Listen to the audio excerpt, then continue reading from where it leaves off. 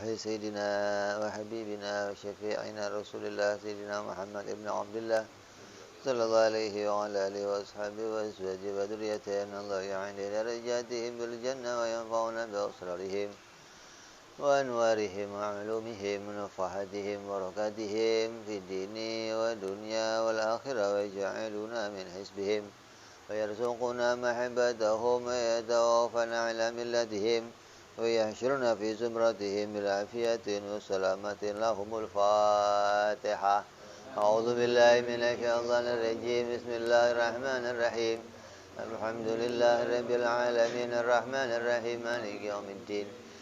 إياك نعبد وإياك نستعين اهدنا الصراط المستقيم صراط الذين أنعمت عليهم غير المغضوب عليهم ولا الضالين آمين. بسم الله الرحمن الرحيم. نويت التعلم والتعليم والتذكر والتذكير والنفع والانتفاع والإفادة والاستفادة والحث على التمسك بكتاب الله وسنة رسول الله صلى الله عليه وسلم ودعاء إلى الهدى والدلالة على الخير ابتغاء مرضاته وقربه وثوابه وحسن الخاتمة مع اللطف والعافية وصلاح العاقبة. Bismillahirrahmanirrahim. Alhamdulillahi rabbil alamin wa bihi nasta'inu ala umuri dunya waddin. Wassalatu wassalamu ala Rasulillah sayyidina wa habibina wa syafi'ina wa maulana Muhammadin sallallahu alaihi wa ala alihi wa sahbihi ajma'in. Amma ba'du.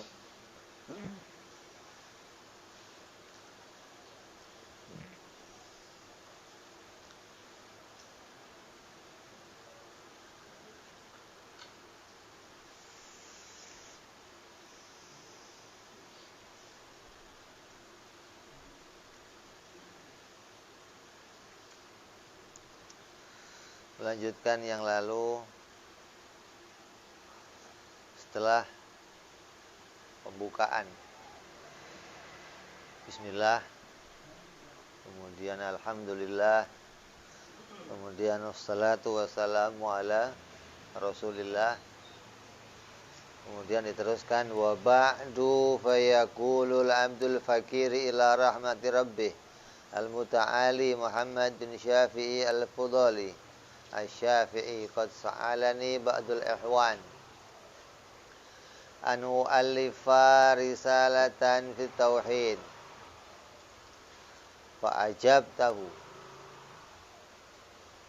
fa'ajabtuhu ila dhalika nahiyan nahwil alama Syekh Sanusi fi takriril barahin ghaira anni ataitu bidalili bijani bil madlul wa zadtuhu tawdihan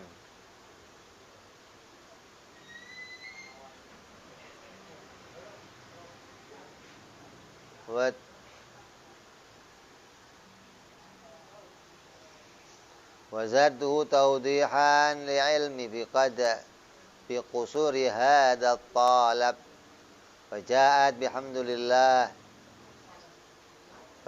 bilhamdulillahi ta'ala risalatan mufidatan wa li taqriri ma fiha mujidatan. Berkata mu'alliful kitab, seorang al-fakir yang butuh kepada rahmatnya Allah, yang senantiasa mengharapkan rahmatnya Allah, yaitu Syekh Muhammad Al-Fudali rahimahullah wa ghafara lahu wa liwalidayh. Beliau mengatakan qad sa'alani, telah meminta kepadaku ba'dul ikhwan, sebagian dari saudara-saudaranya, artinya para ulama pada masa itu meminta kepada Syekh Muhammad Al-Fudhali untuk membuat sebuah risalah tauhid atau sebuah catatan, sebuah tulisan yang memudahkan mereka memahami tentang ilmu tauhid. Yang mana tulisan itu serupa dengan tulisannya Imam Muhammad As-Sanusi, Syekh Muhammad As-Sanusi, yaitu yang mengarang kitab Ummul Barohin yang biasa kita sebut As-Sanusiyah. Tapi beliau mengambil pokok bahasan dari Imam Sanusi, tapi ditambahkan beberapa dalil oleh beliau, ditambahkan beberapa kalimat-kalimat oleh beliau agar memudahkan orang-orang seperti kita untuk bisa memahaminya. Kalau kitab As-Sanusi, kitab yang bahasanya itu untuk orang-orang yang kelasnya sudah menengah ke atas, ibarat orang sekolah itu udah kuliah gitulah. Nah, kalau ini turun dikit bagi orang-orang yang SMA, SMP, yang mulai menginjak punya akal, mulai bisa berpikir, maka dituliskan satu kitab yang lebih mudah dari kitab As-Sanusi, disertai pula dengan dalil-dalilnya agar orang-orang seperti kita mudah memahami kewajiban mengenal sifat-sifat Allah dan sifat-sifat para Rasul alaihi wassalatu wassalam.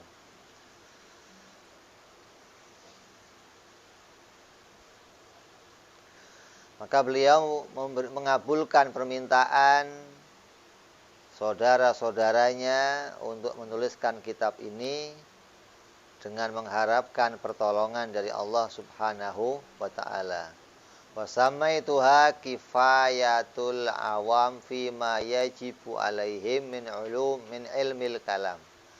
Maka beliau menamakan kitab ini Kifayatul Awam, kewajiban bagi orang-orang awam. Kifayah di situ maknanya perkara yang diwajibkan bagi orang awam. Jadi kalau orang ngomong, saya kan orang awam. Kalau awam itu nggak punya kewajiban gitu. Awam itu nggak bisa jadi alasan dirinya nggak punya kewajiban. Ada kewajiban yang mendasar. Artinya seawam-awamnya kita disuruh mengerti ini, begitulah. Jadi seawam-awamnya kita maknanya orang yang pikirannya nggak terlalu cerdas, orang yang pikirannya nggak jenius, orang yang pikirannya nggak bisa menjangkau yang luas-luas. Maka ketika pikiran terbatas, tetap kita ini punya kewajiban untuk mengenali sifat-sifat Allah Subhanahu wa ta'ala. Maka beliau mu'alliful kitab Syekh Muhammad Al-Fudhali menuliskan satu kitab namanya Kitab Kifayatul Awam fima yajibu, dari apa-apa yang menjadi kewajiban alaihim, kepada mereka orang-orang awam, min ilmil kalam, dari ilmu kalam. Ilmu kalam itu nama lain dari ilmu tauhid. Artinya nama yang dijadikan julukan untuk ilmu tauhid itu punya banyak nama. Ada ilmu kalam, ada ilmu hak, ada ilmu yakin, ada ilmu ma'rifat, ada ilmu tauhid. Ini semua julukan untuk ilmu yang mempelajari tentang sifat-sifat Allah dan sifat-sifat para Rasul. Wallahu ta'ala, dan hanya kepada Allah as'alu, aku meminta, kata beliau, ayam fa'abiha, agar menjadikannya manfaat, bahwa hasbi, dan hanya Allah lah tempatku meminta pertolongan, wa ni'mal wakil, dan zat yang paling sempurna untuk mengatur seluruh urusan. Jadi beliau menyerahkan segalanya atas pertolongan Allah Subhanahu wa ta'ala. Jadi kita yang punya pekerjaan, kita yang punya perbuatan, tapi kita sadari perbuatan itu atas pertolongan Allah Subhanahu wa Ta'ala. Jadi kita nggak pernah jadi orang yang bangga diri, nggak pernah sombong, nggak pernah jadi orang yang merendahkan orang lain. Kenapa? Walaupun saya yang berbuat, tapi perbuatan ini dimunculkan oleh Allah. Orang lain berbuat juga dimunculkan oleh Allah. Hingga tidak ada yang bisa mengatakan saya lebih hebat dari yang lainnya. Dari arah semuanya diciptakan oleh Allah. Maju coba. Biar geser. Maju sini. Nah.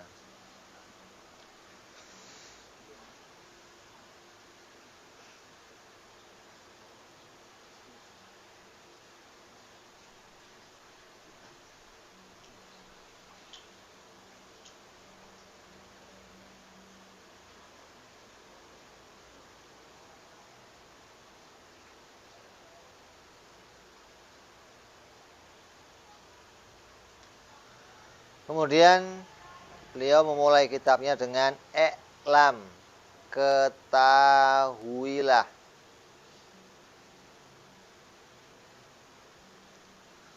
Ketahuilah oleh kalian orang-orang mukallaf. Yang dituntut dari perintah ini adalah liman yata'atta minhul ilma. Bagi orang yang ingin mendatangkan pengetahuan tentang Allah. Jadi yang diajak, ketahuilah. Siapa nih yang disuruh tahu? Orang-orang yang pingin tahu. Kalau yang nggak pengen tahu, bodoh amat. Lu mau ngerti, nggak ngerti. Artinya nggak ada ajakan untuk tahu. Kenapa mau nggak pingin tahu? Kan banyak orang yang diajak ngaji tauhid, ogah-ogahan, diajak ngaji tauhid, anggap enteng, anggap nggak punya kepentingan, maka mereka nggak diajak di sini nggak.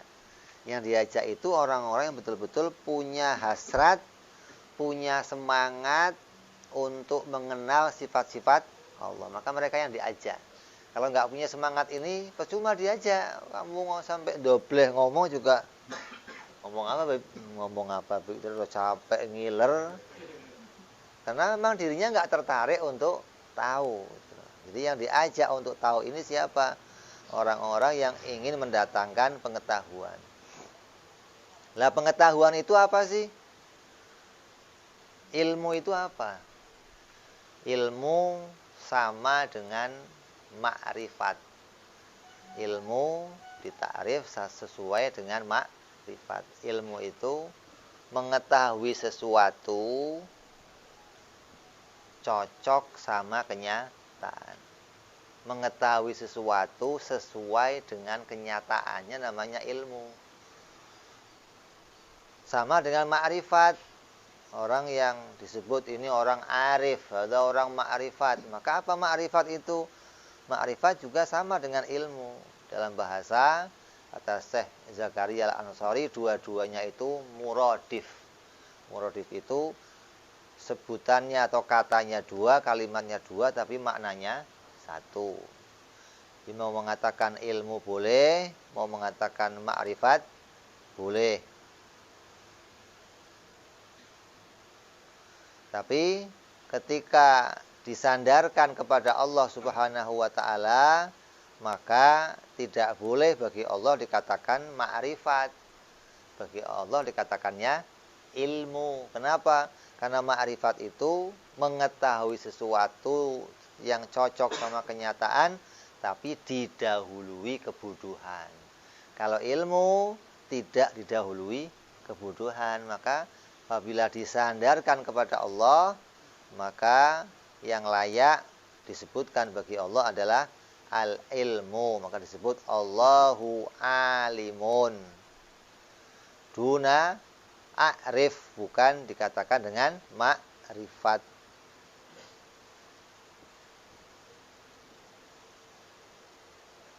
Dan diambil pula dengan kata i'lam. Lalu kalau memang ini katanya ilmu dan ma'rifat sama, kenapa nggak pakai kalimatnya ma'rifat saja? Atau orang-orang mukallaf, i'rif, ketahuilah. Maka dipilihnya kalimat i'lam karena mengambil sesuatu yang cocok sama Al-Quran. Dalam Al-Quran dikatakan fa'lam annahu la ilaha illallah. Maka dari kalimat itulah musannif mengambil persamaan dengan apa yang difirmankan oleh Allah dengan kalimat i'lam. Apa yang harus saya ketahui? Anahu yajibu ala kulli muslimin ayya'rifa khamsina aqidatin wa kullu aqidatin yajibu alaihi ayya'rifa laha dalilan ijmaliyan au tafsilian. Apa yang harus saya ketahui? Yang harus kamu ketahui adalah semua yang berkaitan tentang sifat-sifat Allah. Semua yang berkaitan tentang hak-haknya Allah. Semua yang berkaitan tentang apa yang bersangkutan untuk kita ketahui agar kita tahu perbedaan antara makhluk dan khalik. Kalau kamu nggak tahu ini, maka kamu akan jadi orang yang tertabrak pada hak-haknya Allah. Kamu akan melewati batas yang menjadi hak-haknya Allah.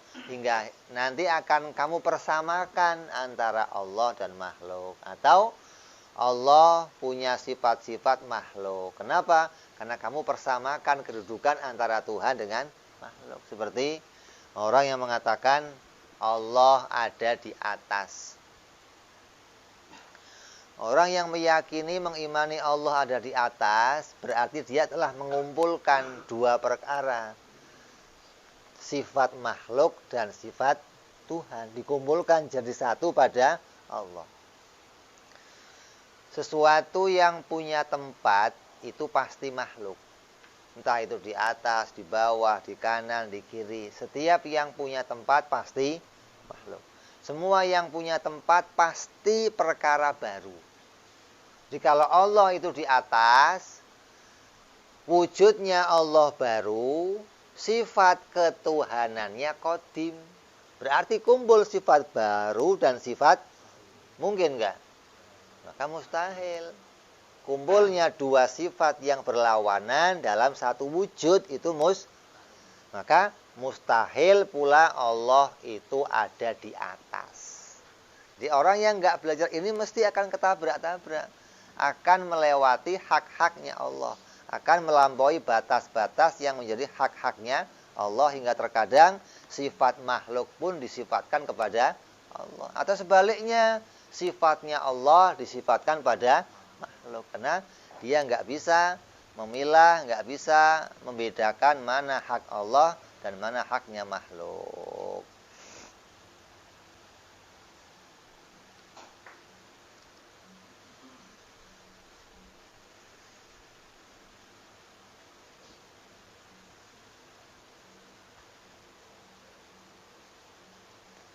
Maka orang itu harus mengetahui sebagaimana Allah Subhanahu wa ta'ala memerintahkan kita, memberitakan kita, qul huwallahu ahad. Wahai Nabi Muhammad, katakanlah kalau Allah itu esa. Berarti kamu harus kenal sifat-sifat Allah. Mana buktinya? Itu Nabi ngajarin. Qul, katakanlah huwallahu ahad. Allah itu esa. Allahu somad. Allah itu zat yang dibutuhkan. Allah itu zat yang bisa memenuhi semua kebutuhan hambanya. Lam yalid walam yulad walam yakun lahu kufuwan ahad. Orang yang nggak ngaji tauhid ketika mengartikan ayat itu nanti akan salah. Mengartikan lam yalid walam artinya apa? Tidak beranak dan tidak maka akan sama dengan matahari. Matahari ada berapa? Satu. Dibutuhkan oleh semuanya. Semua butuh matahari. Adanya satu. Tidak punya bapak. Ada bapaknya? Ada. Ada anaknya? Sama dong berarti. Ahad, somad, lam yalid, Makanya orang yang nggak ngaji tauhid ketika baca surat Al-Ikhlas terus mengartikan lam yalid walam yulad, diartikan tidak beranak dan tidak diperanakkan, maka dia nggak bisa lanjut ke ayat keempat, walam yakun lahu, dan dia tidak serupa dengan segala sesuatu. Kalau artinya seperti yang di atas tadi, maka masih serupa dengan matahari. Maka dia nggak bisa mengatakan Allah nggak ada serupanya, nggak bisa, selalu bertentangan.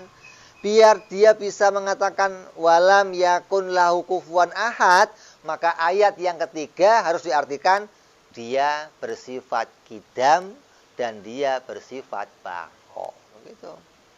Lam yalid maknanya kidam, walam yulad maknanya bako. Kalau sudah kidam bako, barulah walam yakun lahu kufuwan ahad. Tidak ada satupun yang sama dengan dia.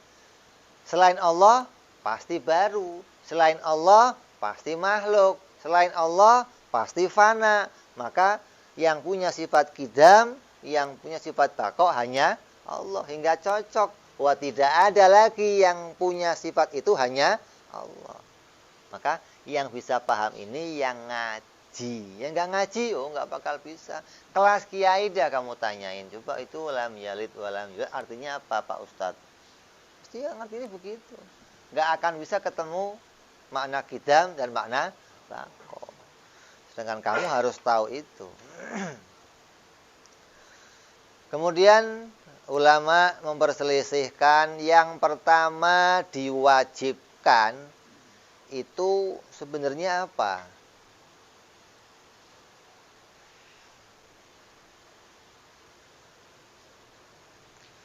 Wa'lam annahu ikhtalafa fi awalil wajibat. Ma huwa faqila huwa ma'rifat wa qila huwa an-nadhar fil wusul ilaiha. Wa qila huwa awwalu juz'in min nadhar wa qila huwa al-qasdu ila an-nadhar aw tawjih al-qalbu ilaihi biqad'il ala'iqil mani'ah.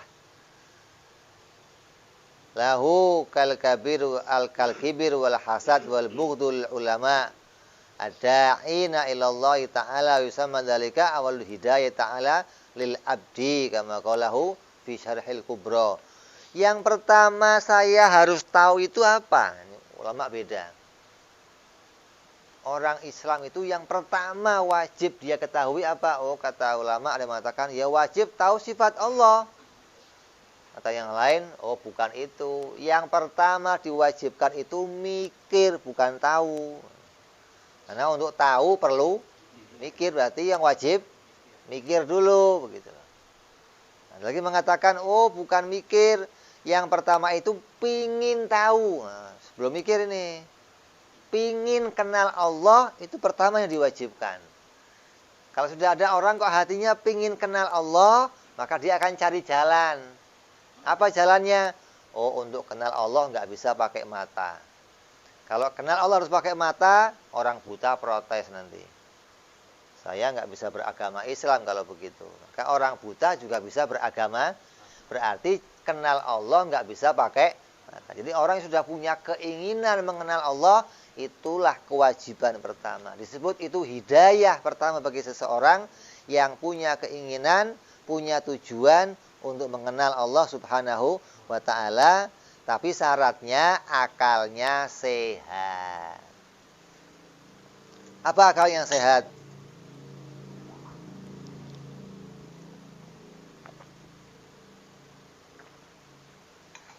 Akal yang sehat itu orang yang akalnya tidak terbolak-balik di dalam menemukan sesuatu. Kalau mengatakan wajib, ya cocok sama yang wajib. Mengatakan mustahil, cocok sama yang mustahil. Mengatakan jaiz, cocok sama yang, maka itu akalnya normal. Tapi kalau yang wajib dikatakan jaiz, nanti yang mustahil dikatakan wajib. Yang mustahil atau yang jaiz dikatakan mustahil. Terbolak balik, maka namanya akalnya akal yang soak. Akal yang soak seperti ini nggak bisa dipakai ukuran untuk mengenal kepada Allah Subhanahu wa ta'ala. Emangnya ada orang yang akalnya begitu? Ada. Namanya Mu'tazilah. hingga dia dikeluarkan dari kelompok Ahlus Sunnah wal Jamaah. Karena memutar-mutar fakta yang harusnya wajib dikatakan jaiz, yang harusnya jaiz dikatakan mustahil. Maka ini orang-orang yang terbolak-balik. Mereka juga orang yang di dalam hatinya punya kesombongan, punya sifat hasud, punya sifat bughud kepada ulama ahli tauhid. Maka mereka tidak akan bisa menemukan petunjuk dari Allah Subhanahu wa taala. Jadi, pertama hidayah, pertama petunjuk yang Allah berikan kepada seseorang yang ingin selamat menemukan kebenaran hakiki, apa itu? Tidak fanatik. Siap menerima kebenaran dari siapa saja. Kalau hatinya sudah menerima ini, siap menerima kebenaran dari siapa saja, itu awal petunjuk dari Allah Subhanahu wa taala. Orang Arab ketika datangnya Nabi Shallallahu alaihi wasallam mengajak mereka menyembah Allah, apa kata mereka? Muhammad, saya sudah punya agama dari nenek moyang saya. Nenek moyang saya semuanya menyembah patung-patung ini. Jadi kamu nggak usah ngajak saya nyembah selain ini. Kami semua sudah punya agama dan kami semua sudah yakin pada apa yang diajarkan bapak-bapak kami. Menolak apa menerima? Kenapa alasannya? Fanatik pada pendapat pendahulunya. Apa yang dikatakan bapaknya, pokoknya itulah kebenaran. Maka orang yang seperti ini tidak akan mungkin menerima kebenaran.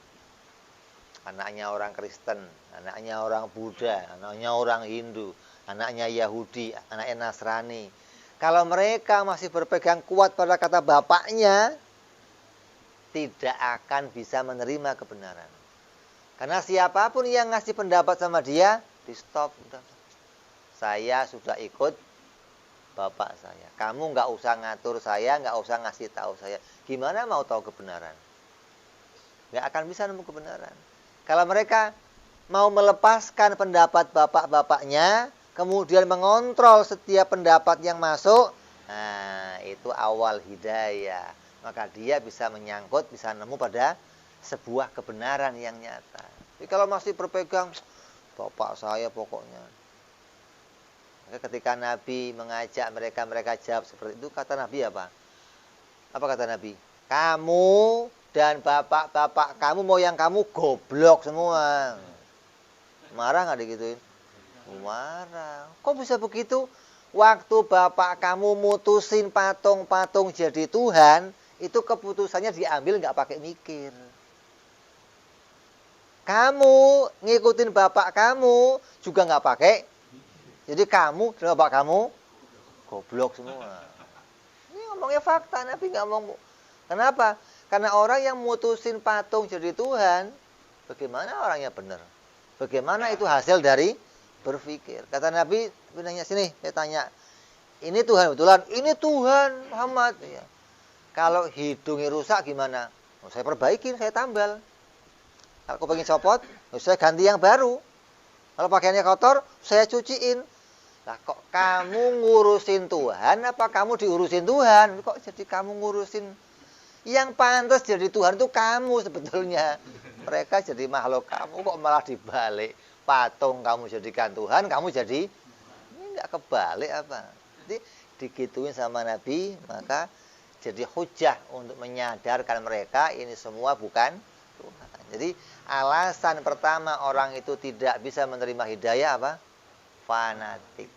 Orang kalau sudah fanatik, apalagi fanatik buta, sudah repot sudah. Kalau fanatik nggak buta mending. Fanatik nggak buta itu dia masih mau ngontrol kebenaran orang yang menjadi panutannya. Oh, agama dari bapak saya mau tahu bapak saya ini benar apa enggak, coba saya mau kontrol omongannya. Lah, La ilaha illallah itu kalimat benar. La ilaha illallah itu sebuah kebenaran. Muhammad Rasulullah sebuah kebenaran. Orang yang nggak nemu ini berarti dia tertutup dari kebenaran. Orang yang sudah tertutup dari kebenaran, jangankan kamu yang ngajak, jangankan kiai, nabi yang ngajak nggak bisa. Kenapa? Khatamallahu ala qulubihim wa ala sam'ihim wa ala absarihim. Allah menutup mata hatinya, mata kepalanya ditutupin, mata telinganya ditutupin, artinya nggak bisa melihat dalil. Ditampakkan mukjizat di depan matanya, sihir ini. Kan berat. Mukjizat Allah tunjukkan sama Fir'aun, sihir. Abu Jahal, sihir. Ya. Orang yang sudah ditutup hatinya nggak akan mungkin bisa menerima kebenaran. Nah, dasar utamanya apa?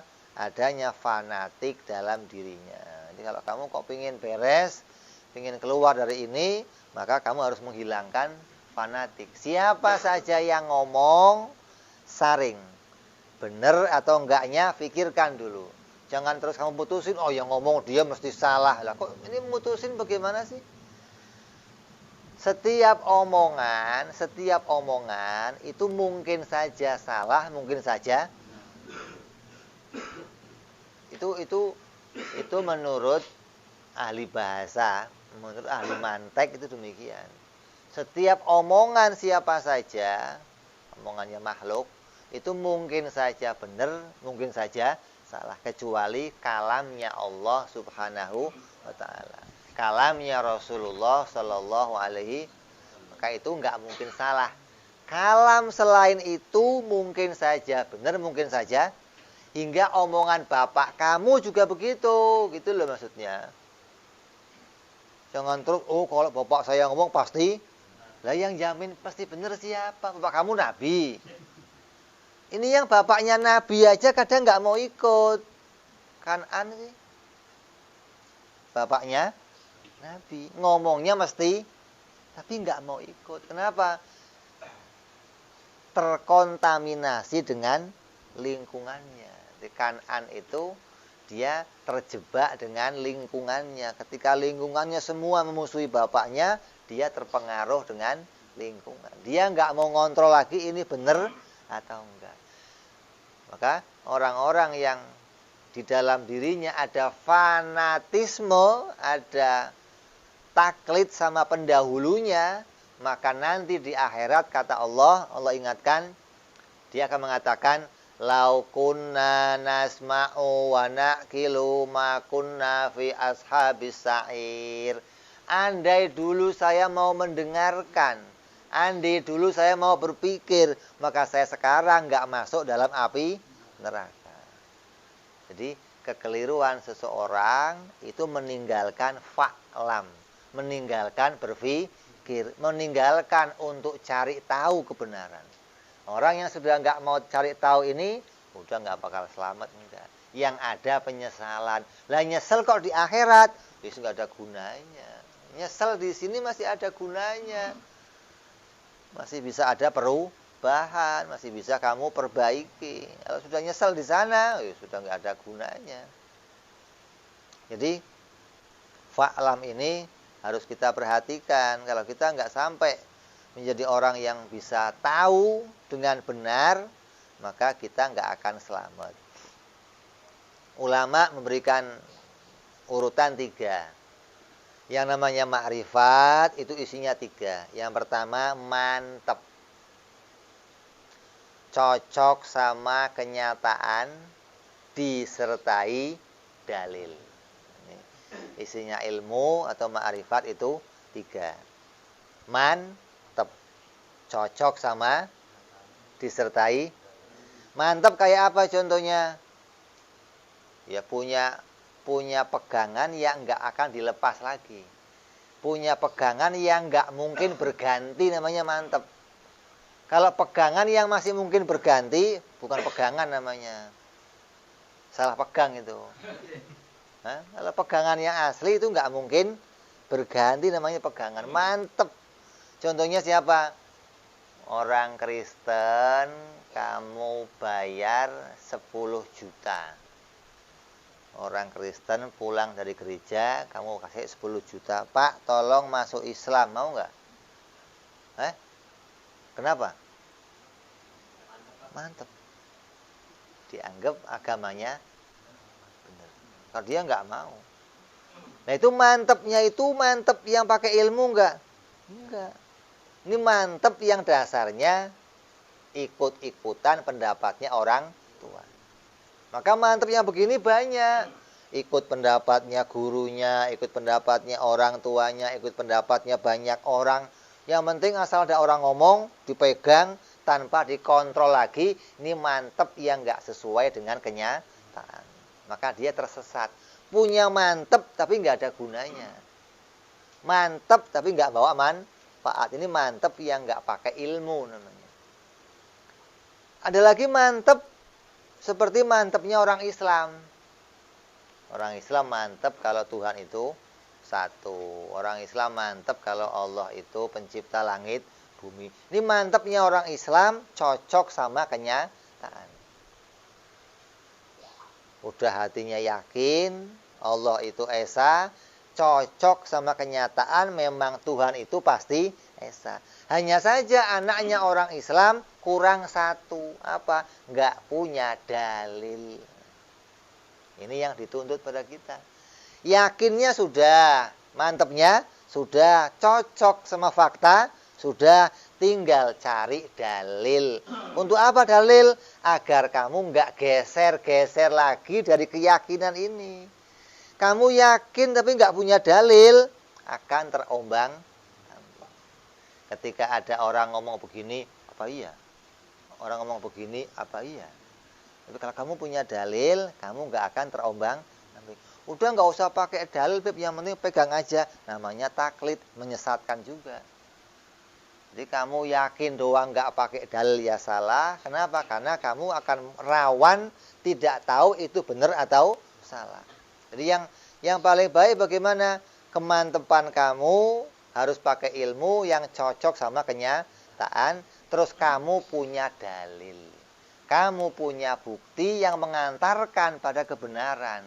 Hingga kamu nggak akan lagi berubah dari pendapat kamu itu. Kamu akan konsisten dalam pendapat kamu itu sampai kapanpun. Sampai nanti yang nanya malaikat sekalipun kamu nggak bergeser lagi. Jangankan yang nanya orang. Kenapa? Karena ujian manusia nanti akan berada pada puncak hidupnya. Akhir hayatnya akan ada namanya sakaratul maut. Di mana Allah jadikan ujian. Ujian yang beratnya apa? Ujian seperti kamu ketemu Dajjal. Dia ngaku Tuhan, dia bisa berbuat sesuatu, dia hingga orang yang nggak punya kemantepan yang disertai dalil akan terombang-ambing pikirannya ketika melihat yang seperti itu. Apalagi ini waktu sakaratul maut, Allah jadikan ujian apa? Allah rupakan setan, Allah rupakan iblis, Allah rupakan hamba-hamba Allah yang demikian untuk berubah menjadi orang tua kita. Untuk jadi guru-guru kita. Mereka datang ketika kita sakaratul maut dan mengatakan, "Nak, kalau kamu pengen selamat, katakan Muhammad bukan utusan Allah." Coba. Katakan Isa itu anak Allah. Ini detik-detik terakhir coba. Kalau kamu dari awal beragama sudah ikut pendapatnya bapak kamu, maka pasti pada waktu itu kamu akan kembali ikut pendapatnya bapak kamu. Kalau memang kamu bangun agama karena ikut-ikutan kata orang tua. Kayak ini bahayanya. Ini resikonya. Orang yang dalam beragama taklid, ikut pendapatnya orang lain, maka di akhir hayatnya, di puncak hidupnya, maka dia akan mendapatkan sesuatu yang berat. Sakaratul maut itu mendadak, mengagetkan, dan waktunya cepat. Kamu ngetesnya begini, kamu dikagetin aja coba. Keluarnya apa? Kebun binatang. Apa keluarnya istighfar, apa keluarnya? Coba ngetes. Ini kalau saya lagi anteng, coba saya kagetin begitu ya. Ini keluarnya apa? Nah itu yang keluar itu yang tersimpan dalam hati. Lah kalau kamu nggak pernah menyimpan la ilaha illallah Muhammad Rasulullah di sini ketika datang sakaratul maut, kamu nggak bisa ngomong apa-apa. Karena waktunya mendadak, mengagetkan dan sangat cepat. Kamu nggak punya kesempatan, ntar dulu, saya tak mikir dulu, itu nggak bisa. Itu mah tilang polisi itu bisa begitu kamu. Tunggu, sabar. Yang buru-buru Pak, yang buru-buru nggak bisa. Nggak ada urusannya ya begitu. Sehingga kita penting disuruh memulai dari sejak sekarang ini agar kita bisa sesuai dengan apa yang disabdakan Nabi Muhammad SAW. Kata Rasulullah, man akhiru kalamihi la ilaha illallah dakhalal jannah. Siapa yang akhir ucapannya bisa mengucapkan la ilaha illallah maka dia masuk. Kalau akhir ucapannya bisa la ilaha illallah, berarti pas mendadak ketemu malaikat Israel bisa ngomong, wah ini hebat, ya surga langsung. Lihat biar bisa begitu bagaimana? Awalnya kamu harus fa'lam annahu la ilaha illallah. Kalau awalnya sudah ngaji, awalnya sudah kamu simpan makna dalam hati kamu, maka ketika dijaga terus, akhirnya bisa muncul la ilaha illallah. Kalau awalnya hati nggak pernah diisi, ya nggak bisa muncul itu, nggak bisa. Sampai kapanpun kamu nggak bisa muncul itu. Contohnya kamu sholat aja lah sholat. Kata Rasul Shallallahu Alaihi Wasallam, tidak diberi pahala seseorang yang sholat kecuali mulutnya dan hatinya dua-duanya menghadap Allah. Mulutnya, ucapannya dan hatinya menghadap Allah. Nah kita kan enggak. Mulutnya kadang Allah. Hatinya pasar, sekolahan, pelabuhan, token, tagihan motor, itu muncul semua. Mulutnya Allahu Akbar, kayaknya luar biasa. Orang lihat khusyuk bener. Kalau ada kaca kontrol hati itu, mau ditempel deteksi terus taruh monitor gitu. Wah, sisinya ya Allah. Lah, ketika seperti itu kamu nggak dikasih pahala. Sholat kamu nggak punya pahala. Walaupun kamu nggak urus ganti sholat nggak, dianggap itu sholat yang sah. Tapi nggak ada pahalanya ketika hati kamu dan mulut kamu tidak sinkron, nggak dua-duanya menghadap Allah. Lah, agar hati bisa menghadap Allah bagaimana? Ya ini ya susah, ya harus kamu latih. Bagaimana hati itu bisa connect terus dengan mulut agar sesuai, sejalan gitu loh. Jadi ini kewajiban bagi tiap-tiap manusia, tiap-tiap anaknya orang Islam untuk mengetahui sifat-sifatnya Allah Subhanahu wa ta'ala. Kalau sampai nggak tahu ini, maka iman kita, Islam kita, keimanan kita diperselisihkan oleh para ulama. Siapa yang imannya kepada Allah itu ikut-ikutan orang tuanya, maka imannya diperselisihkan. Sebagian mengatakan sah, sebagian ngomong nggak sah. Nah kamu punya keadaan yang keadaan kamu diperselisihkan, keadaan yang nggak enak. Artinya keadaan yang kamu nggak punya jaminan kalau kamu itu sah diterima, kan berat.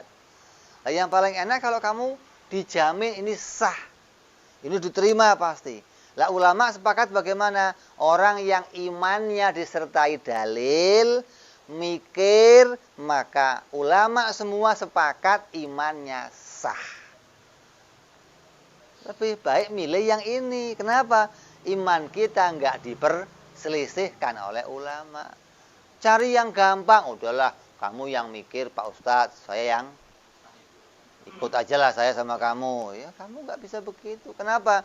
Dia yang selamat, kamu nggak selamat. Nanti waktu dikubur, waktu pertanyaan malaikat, nggak bisa bareng-bareng, nggak bisa, masing-masing.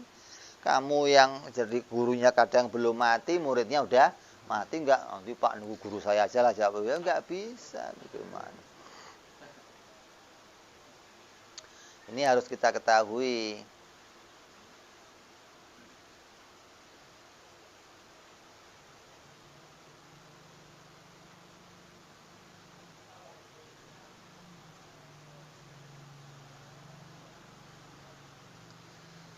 Jadi hukumnya berpikir itu bagaimana? Oh, ulama berbeda-beda pendapat tentang masalah kewajiban berpikir. Kalau kita punya akal sehat, punya kesempatan, maka berpikirnya itu hukumnya wajib. Siapa yang akalnya sehat, dia punya kesempatan, dia bisa mencari dalil, tapi dia nggak mau cari dalil, maka kata sekelompok ulama, Imam Asy'ari, Imam As-Sanusi, Imam Haramain, Imam Ar-Razi, maka hukumnya kafir. Punya akal, punya kesempatan, punya kemampuan, tapi nggak mau cari dalil, hukumnya kafir menurut sebagian ulama. Kata sebagian lagi, dosa. Jadi nggak ada yang mengatakan boleh, nggak ada ini. Mikir itu hukumnya wajib. Ada yang wajibnya sampai wajib furu, ada yang wajibnya wajib usul. Wajib usul itu wajib yang nggak bisa ditinggal. Kalau kamu tinggalkan, maka kamu kafir. Ada wajib furu yang kalau kamu tinggalkan hukumnya dosa. Jadi mikir itu kewajiban. Makanya dikatakan di sini orang awam wajib tahu ini. Seawam-awamnya orang wajib tahu ini. Ketika para ulama ahli akli, Imam Asy'ari dan yang lainnya membuat sebuah keputusan, pokoknya kalau orang mau iman kepada Allah agar dia sah, caranya bagaimana? Caranya ngerti dalil. Apa dalilnya? Dalilnya ngerti ilmu tauhid yang tersusun. Kayak apa contohnya? Al-alam mutaghayyirun. Alam ini berubah. Tiap-tiap yang berubah baru. Tiap-tiap yang baru butuh diciptakan. Maka alam ini jadi bukti ada yang menciptakan. Kalau nggak pakai dalil ini, maka nggak sah. Wah, ulama ribut. Wah, itu nggak semua orang bisa seperti itu. Sekarang kita cek lah. Kita ke gunung aja, kita cari orang yang badui, yang di pojok, yang nggak pernah ngaji. Coba tanya nanti apa keputusannya. Udah semua rombongan nih. Mau ngecek pikirannya orang itu sebatas mana kemampuannya. Maka dicari orang yang nggak pernah ngaji, yang bodoh, yang hidupnya di pelosok, ditanya. Kamu iman sama Tuhan? Iman. Apa buktinya? Marah dia. Ente ini kok meragukan saya iman sama Allah? Saya mau tanya buktinya. Kalau ada sapi, pasti ada telepong. Gitu aja kok nggak bisa, goblok kamu. Ini ulamanya digoblok-goblokin coba. Berarti orang di gunung, di pojok yang nggak pernah ngaji pun pasti tahu kalau dirinya pasti tahu kalau alam ini jadi dalil ada pencipta. Itu akal manusia begitu. Jadi kalau akalnya normal, dia tinggal di mana saja, sebodoh apapun, dia akan nemu dirinya diciptakan. Pernah kamu tanya sama orang nggak, saya ini makhluk bukan? Pernah nanya nggak? Pernah? Atau ada orang lain tanya sama kamu, mas saya makhluk bukan mas? Pernah nggak? Karena semua manusia berakal mengakui dirinya. Tandanya semua orang berpikir. Nah, tinggal berpikirnya kamu dituntun oleh para ulama agar sepikiran dengan Rasul, agar sepikiran dengan para sahabat, agar sepikiran dengan para ulama. Kalau kamu mikir sendiri, nanti kesasar jadinya Syiah. Nanti kesasar jadinya Mu'tazilah. Gara-gara apa? Mencoba mikir sendiri keluar dari tuntunan ulama, keluar relnya para sahabat, hingga nggak cocok sama pola pikirnya Rasul Shallallahu Alaihi Wasallam. Nah, kalau sudah nggak cocok sama Nabi gimana? Ya nggak jadi pengikut Nabi. Mulut kamu cocok sama Nabi, gerakan kamu cocok sama Nabi, tapi pikiran kamu nggak cocok, ya kamu nggak selamat. Oh, yang diukur di sana itu nanti ketakwaan kamu, iman kamu kepada Allah, bukan dohirnya lagi yang diukur. Bagaimana iman kamu cocok nggak dengan apa yang diimani oleh Nabi Muhammad SAW. Kalau cocok, kamu selamat. Kalau nggak cocok, ya kamu nggak selamat. Maka ukuran inilah yang jadi tuntunan, jadi tuntutan seseorang untuk mengetahui kewajiban mengenal sifat-sifat Allah. Jadi kalau ada akalnya sehat, bisa mikir, satu mengatakan wajib usul, satu mengatakan wajib furu. Kalau nggak punya kemampuan gimana? Akalnya lemot, akalnya lemah, kayak orang idiot, orang yang tell me, gimana? Maka dia tidak berdosa ketika dia beragama mengikuti pendapatnya orang lain. Kenapa? Memang nggak punya kemampuan berpikir. Lah saya tanya, kamu bisa mikir semua nggak? Nggak idiot nggak? Kalau idiot, sekolah ke SLB dulu, dapat ijazah baru bebas mikir. Nah, saya punya suratnya tuh. Diajak ngaji, ayo ngaji tauhid. Oh iya, bebas mikir, bebas nazar kan, gimana? Karena memang agama memberikan keringanan bagi orang-orang yang tidak punya kemampuan.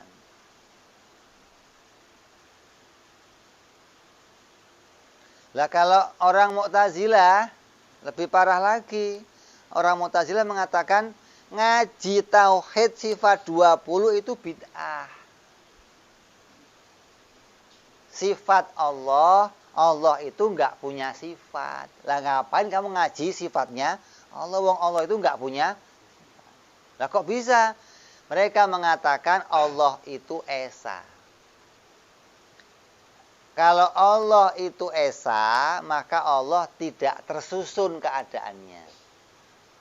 Kalau kita kan keadaannya tersusun dari zat dan sifat. Ini papan ini putih. Putih itu papan bukan? Putih dan papan berapa perkara? 2, zat dan. Nah, kalau Allah seperti ini berarti Allah 2 perkara. Ada zatnya, ada. Jadi 2, nggak bisa esa. Terus biar esa bagaimana? Buang sifatnya. Maka baru itu asli esa. Zat doang katanya. Nggak pakai sifat. Kalau ada sifatnya, maka dia nggak bisa esa. Jadi ngaji tauhid yang mempelajari sifat 20 hukumnya bid'ah, kata mereka. Justru sebaliknya dengan kita. Meninggalkan ngaji tauhid hukumnya bid'ah. Coba ini kan berlawanan. Ini mau ikut yang mana coba? Yang satu ngomong ngaji tauhid sifat 20 bid'ah. Kita ahli sunnah yang meninggalkannya bid'ah. Aslinya bid'ah yang Nabi khawatir ya ini. Apa kata Nabi? Alaikum bil muhdasil umur bi muhdasatil umur. Wa kullu muhdasatil umur bid'atun. Wa kullu bid'atin dolalatun. Kata Nabi, hati-hati sama perkara baru. Apa itu perkara baru? Perkara baru itu bid'ah. Kalau bid'ah pasti masuk neraka. Lah perkara baru yang Nabi khawatir ya ini orang yang meninggalkan ngaji tauhid hingga mensifati Allah dengan sifat-sifat yang salah. Mensifati haknya Allah dengan keadaan yang salah. Ini yang dikhawatirkan Nabi. Malah dibalik ngaji tauhid bid'ah. Jadi kamu hati-hati kalau ada orang ngomong enggak boleh ngaji sifat 20. Nah, pasti Mu'tazilah. Pasti Wahabi, udah begitu aja. Kenapa? Mereka menolak Allah dikatakan punya sifat. Lah kalau sekarang begitu, kalau Allah nggak punya sifat, berarti Allah cuman, lah kamu taunya itu zatnya Tuhan dari mana? Terus yang namanya sifat itu dibuktikan dengan adanya kerja. Menciptakan alam ini adalah kerjanya Allah. Menciptakan, meniadakan, ini kerjanya Allah. Lah kalau sifatnya nggak ada, terus yang kerja menciptakan siapa? Zatnya. Kalau zatnya yang kerja menciptakan, berarti ada Allah, ada kerja. Alam ini jadi kodim. Alam ini senantiasa bergandengan sama, ini kekeliruan besar. Artinya Allah nggak punya pilihan, nggak punya sifat memilih menciptakan alam. Maka pendapat ini bukan pendapatnya Ahlussunnah wal Jamaah.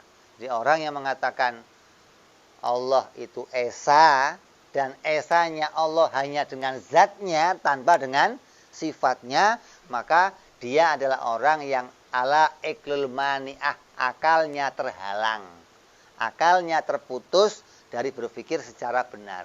Digambarkan begini, ada orang punya peci, pecinya kekecilan.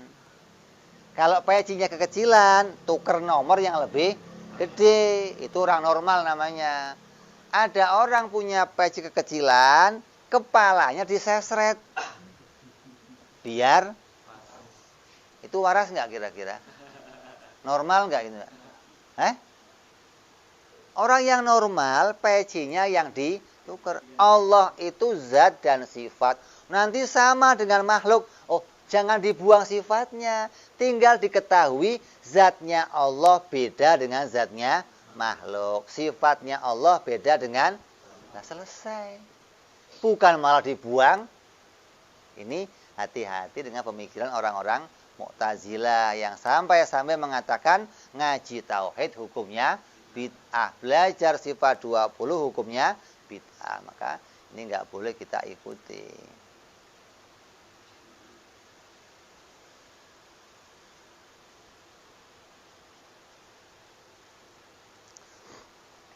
Terus dari pendapat ini jadi kesimpulan pula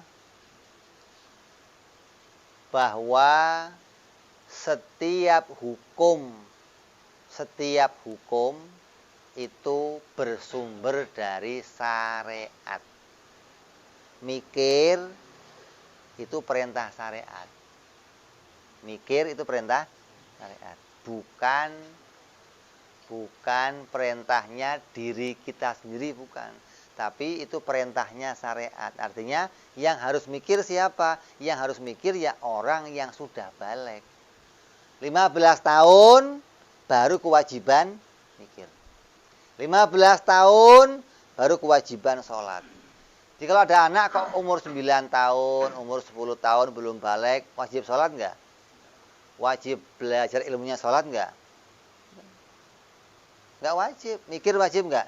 Enggak. Begitu balik baru wajib mikir. Baru wajib kenal Fatihah. Baru wajib kenal sholat. Itu ketika usia 15 tahun. Tapi kalau pas usia itu baru kenal, ya repot. Nanti waktunya kamu ngerjain baru mau belajar. Waktunya kamu sholat baru ngaji. Ya kan berat. Makanya oleh ulama, oleh orang tua kita, sebelum usia 15 tahun dibiasakan kita kenal sholat, kenal mikir, kenal sifat-sifat Allah. Biar ketika pas 15 tahun hukum terjadi, kamu sudah bisa. Sholat udah bisa, Fatihah udah bisa, kenal Allah sudah hafal sifat-sifatnya, tinggal menambahkan apa yang jadi kewajiban-kewajiban. Maka ulama mengajarkan sebelum kita usia 15 tahun sudah dibiasakan paham hukum-hukum agama. Padahal kewajibannya usia 15. Nah, ini pendapatnya Imam Abu Hasan al-Asy'ari yang menjadi pedomannya Imam Ahlussunnah wal Jamaah yang mengatakan kullu ahkam bisyar'i. Setiap hukum itu harus pakai syar'i, lakin Bisyartil akli. Tapi syaratnya punya akal. Jadi hukum itu pakai syariat, tapi yang bisa menjalankan orang yang berakal. Akalnya bagaimana? Ya akal yang sehat tadi. Jangan akal yang seperti Mu'tazilah, akal yang normal, maka dia yang bisa menjalankan hukum-hukum syar'i. Beda dengan pendapatnya orang Mu'tazilah. Kata Mu'tazilah apa? Hukum itu pakai akal. Nggak perlu pakai syariat. Andai Nabi nggak datang, akal sudah bisa tahu hukum mana baik, mana jelek. Itu Mu'tazilah coba. Jadi kata dia, Nabi itu ya datang boleh, nggak datang boleh. Kan Allah sudah kasih kita akal. Maka akal sudah cukup jadi alat menemukan mana baik, mana buruk. Ini salah alat.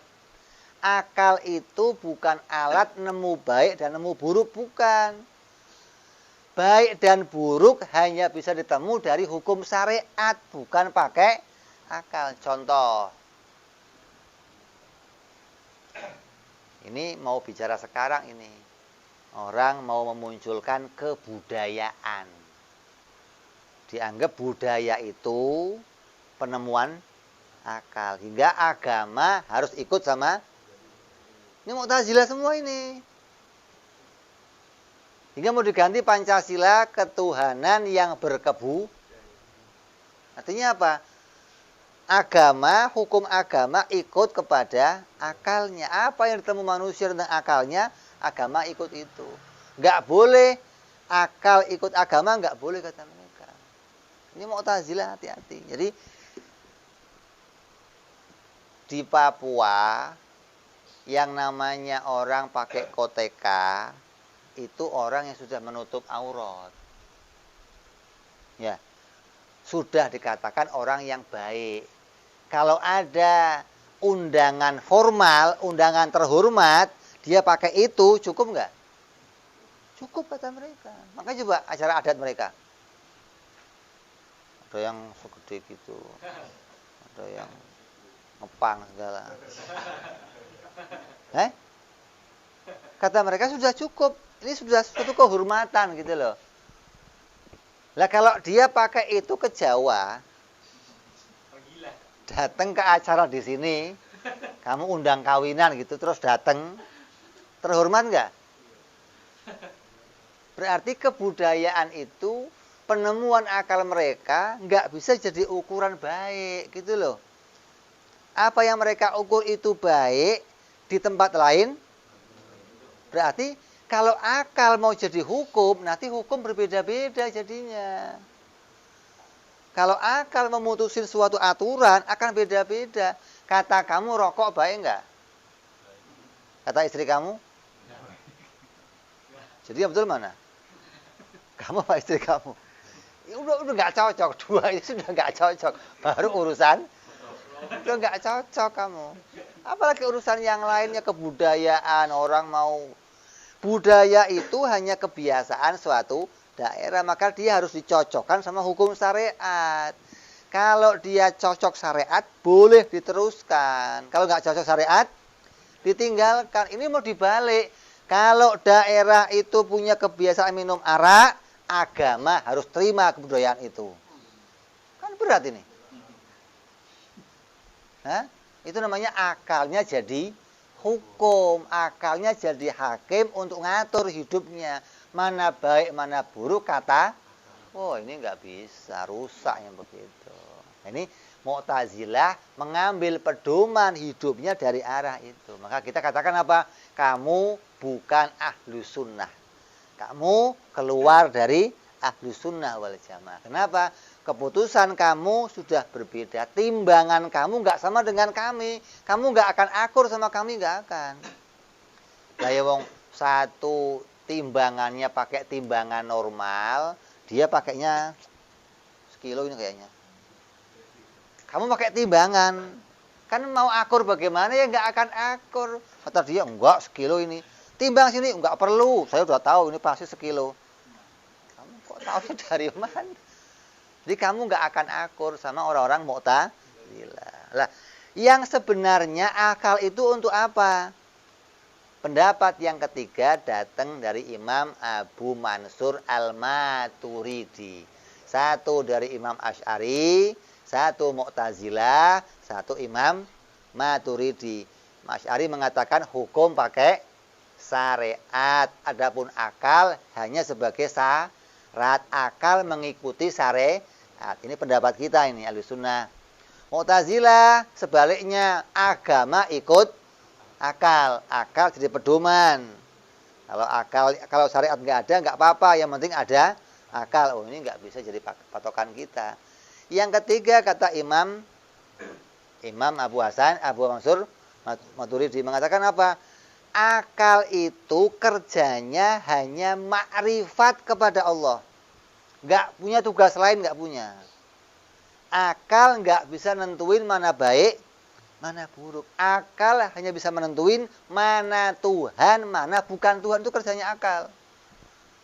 Jadi kalau kamu kok punya akal sehat, mesti kamu tahu mana yang Tuhan, mana yang bukan Tuhan. Yang lain bukan kerjanya akal.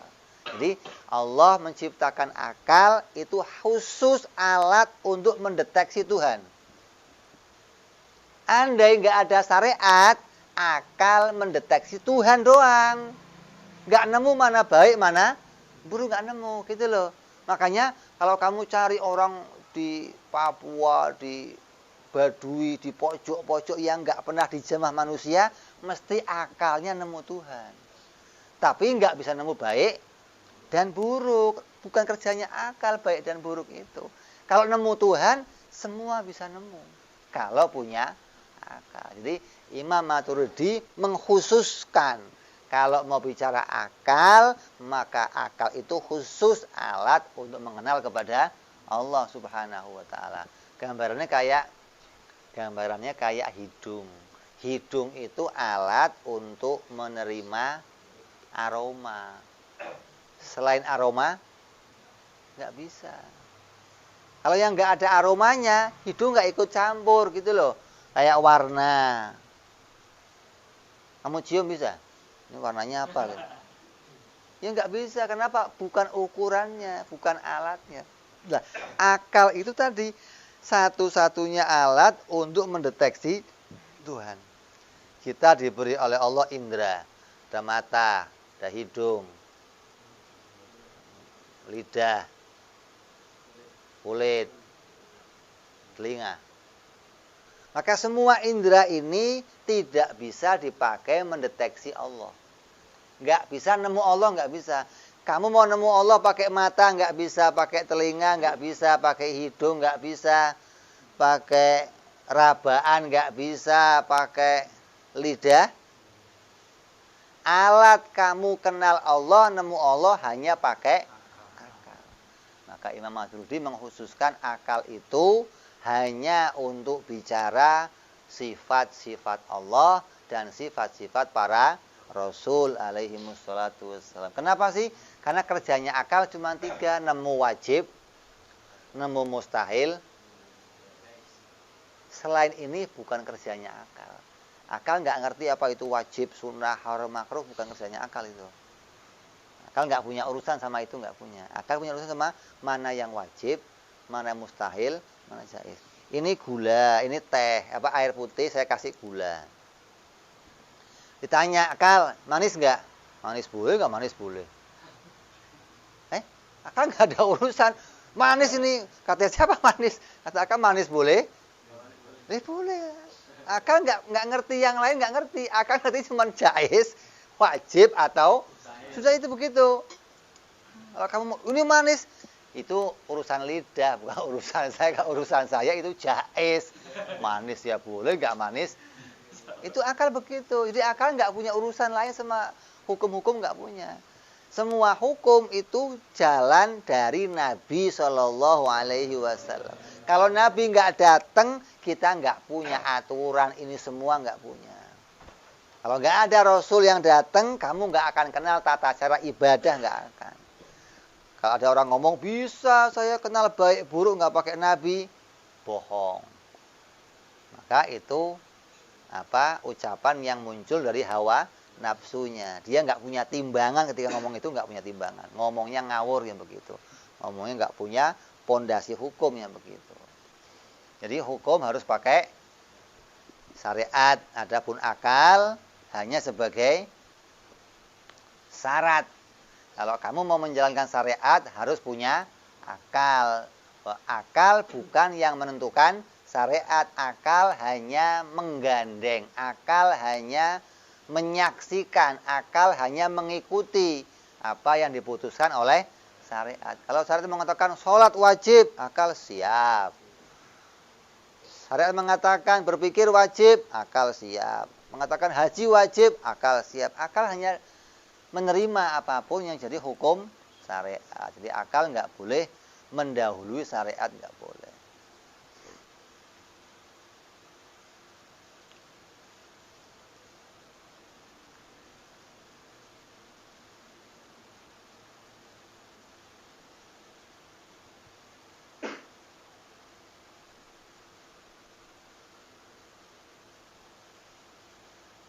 Nah terus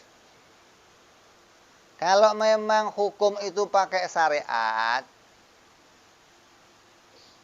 lah syariat ini harus disebarkan. Kalau nggak disebarkan, orang nggak akan nemu ini. Orang yang di pojok-pojok sana yang belum ketemu sama syariat, hukumnya apa? Hukumnya fatrah. Bebas.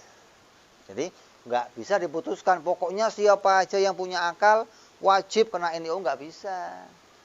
Untuk jalannya hukum harus ketemu Nabi. Kalau dia nggak pernah ketemu Nabi, nggak pernah ketemu utusannya Nabi, ulamanya, pewarisnya, maka dia bebas dari hukum. Nggak terkena aturan nggak. Selamat dia dari hukum. Nggak bisa disalahkan dia. Karena dia nggak menerima peraturan. Jadi kalau ada orang kok di pojok mana hidupnya masih primitif, nggak pernah ketemu manusia, dari tempat dia nggak pernah ada yang keluar ke kota, pokoknya hidupnya di situ aja, nggak ketemu manusia sampai mati, maka matinya masuk surga. Karena dia berposisi sebagai orang fatroh. Walaupun nyembah berhala, walaupun nyembah batu, walaupun nyembah api, hukumnya selamat. Nggak bisa disalahkan. Karena dia tidak mendengar berita syariat. Nah terus, kalau orang-orang sebelum Nabi bagaimana? Orang-orang sebelum Nabi, seperti orang tuanya Nabi, mereka posisinya sebagai apa? Ahlil fatroh. Kenapa fatroh? Karena belum ada berita agama yang sampai pada mereka.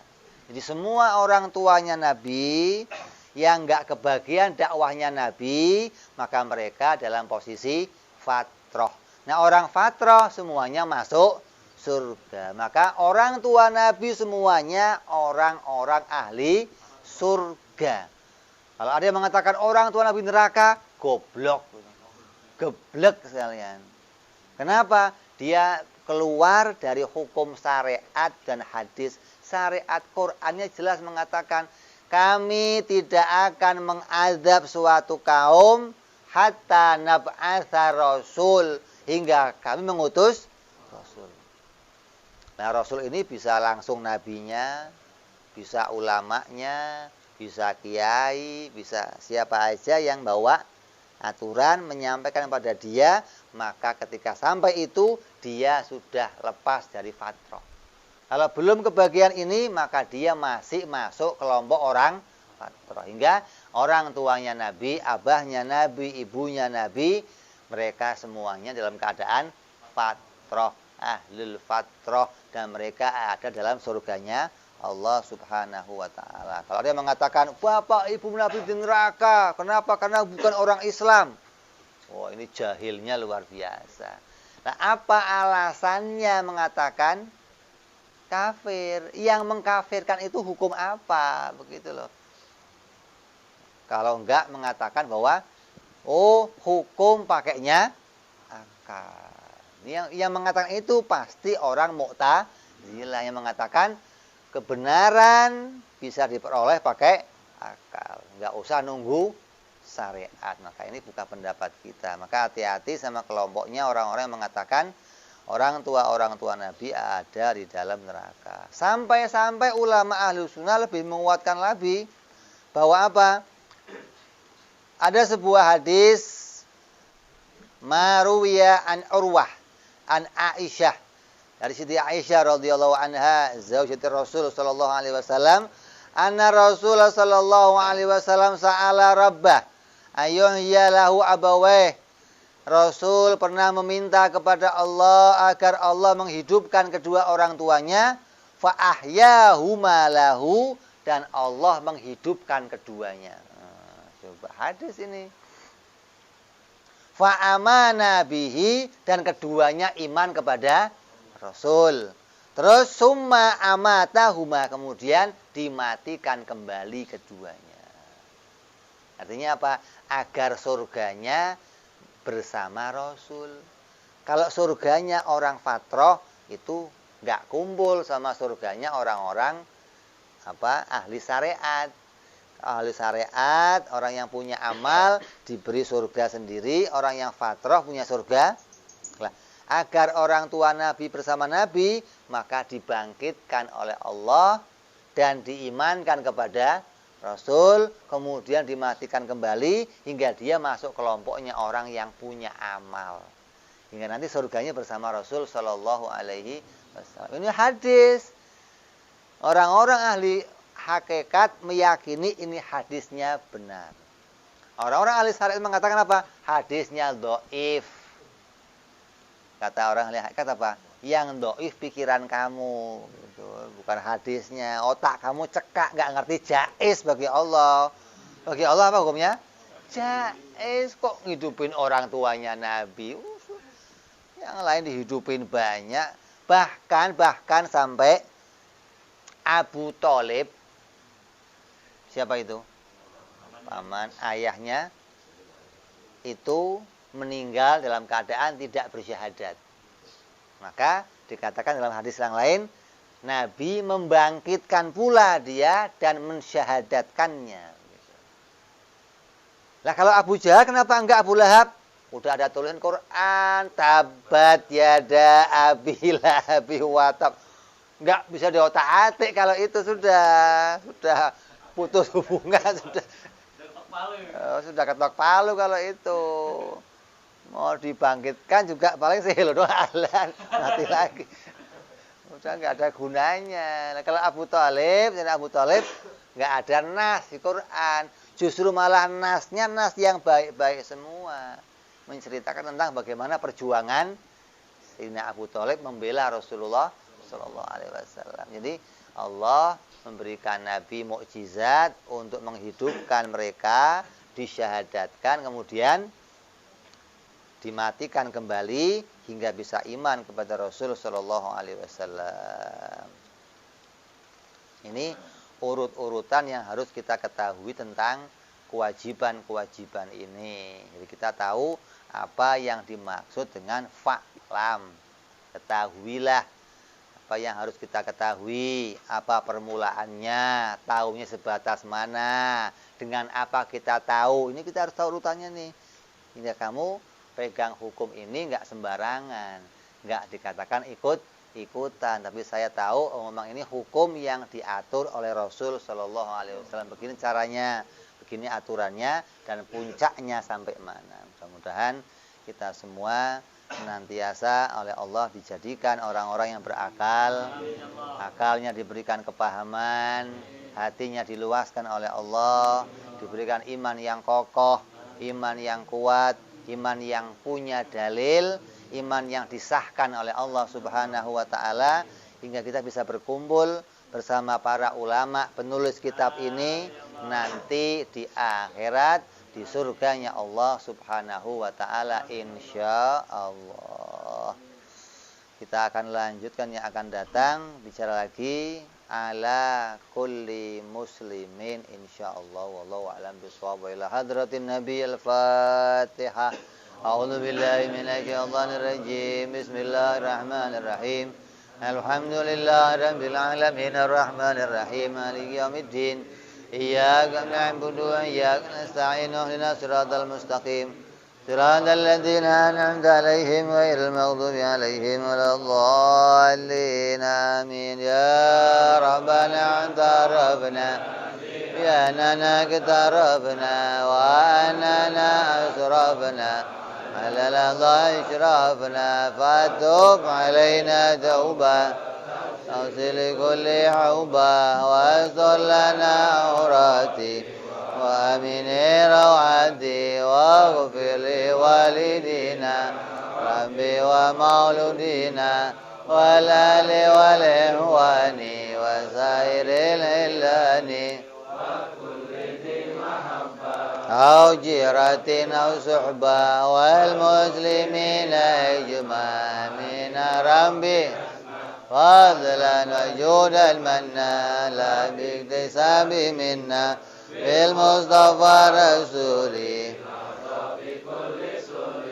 صلى وسلم ربي عند الحبي وآله وصحبه دادا طنس صحبي في البدء والتناهي سبحان ربك رب العزة عما يصفون الحمد لله رب العالمين.